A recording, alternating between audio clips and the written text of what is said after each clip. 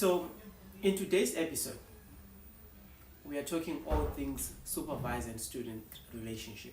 I'm joined with Dr. Gilbert today as we unpack how to navigate the relationship between your supervisor as a student and you as a student with your supervisor. More often than not, relations between a student and supervisor are tense, and to a great extent, some even drop out because of that relationship. So we're going to unpack this topic and come up with some simple solutions that you can help you to navigate until you complete your master's, your PhD, or your honors. So, Dr. Gilbert, over to you. Thank you very much, Dr. Moringa. You know that's quite a challenging issue, that's which is affecting most postgraduate students. And one of the critical issues, I think, it begins with how supervisors are allocated in our university setting systems. Most of the time, students receive an email or they are told this is going to be a supervisor. Whereas in some European context, the postgraduate, an aspiring postgraduate student reaches out to the supervisor whom they think will be able to supervise them, and the relationship begins from there. So you realize that in an experience whereby one has reached out to a supervisor, it's a bit different, in as much as there might be challenges here and there, but there is that connection and that relationship. Whereas in a situation whereby you are just allocated a supervisor, you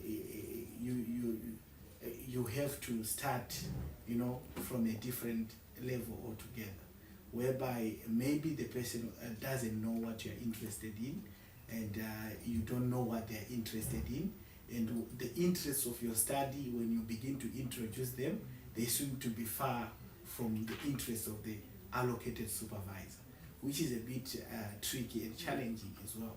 So I think it begins from how that supervisor-student relationship is developed or is allocated, right?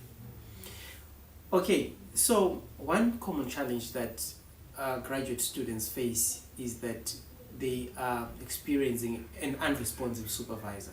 You send your work, the supervisor takes 6 months, 8 months, or a year without getting a response. The only response that you get is received, noted, thank you. But beyond that, there's nothing else. So with Dr. Gilbert, we're going to navigate and see how best can you address that from the position of a supervisor and from the position of a student as well. Right, Dr. Gilbert, as a master's, PhD, and honors graduate, I'm sure you've experienced such here and there. Now the question to you is, how, as a student and as a supervisor, do we break this barrier of unresponsiveness?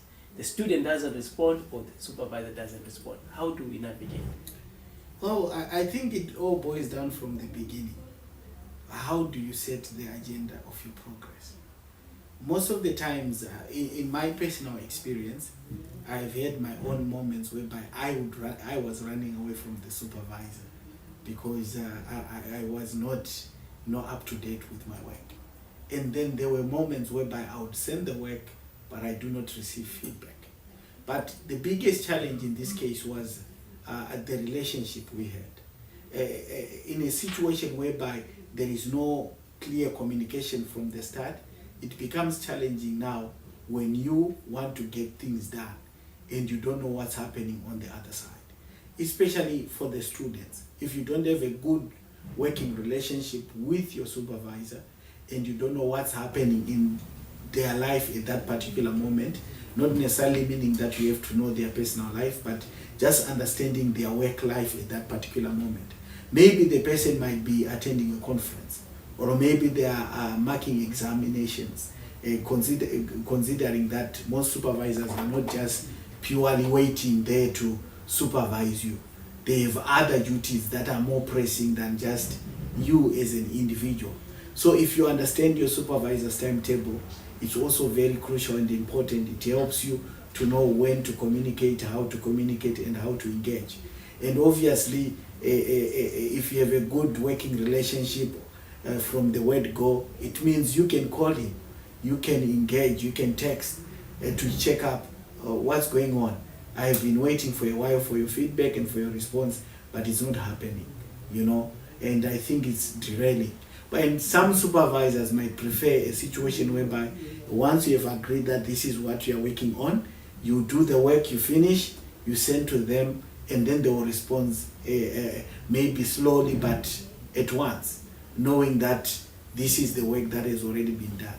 So I think it boils down to that aspect of a relationship.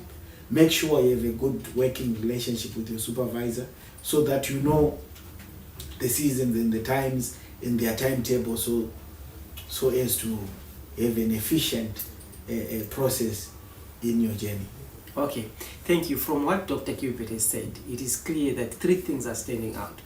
Number 1, you need to have goals and a timeline that you present to your supervisor, and you agree with your supervisor to meet those. And try by all means not to slack and not to meet your deadlines, because already that will give the supervisor a bad perception about you. Exactly. And if you do that, you will see that their response will begin to become slow. The second thing is that you need to treat your supervisor in a professional manner. The relationship is very important. The first meeting, you must set boundaries and parameters as to what you want to do. So that is very important. But thirdly, you need to keep the communication going with the supervisor. More often than not, from the experience of the supervisor, students disappear. And when they see graduation looming, or other colleagues graduating, or friends graduating, that's where they want to run around to send work and check on the supervisor. That's a downfall.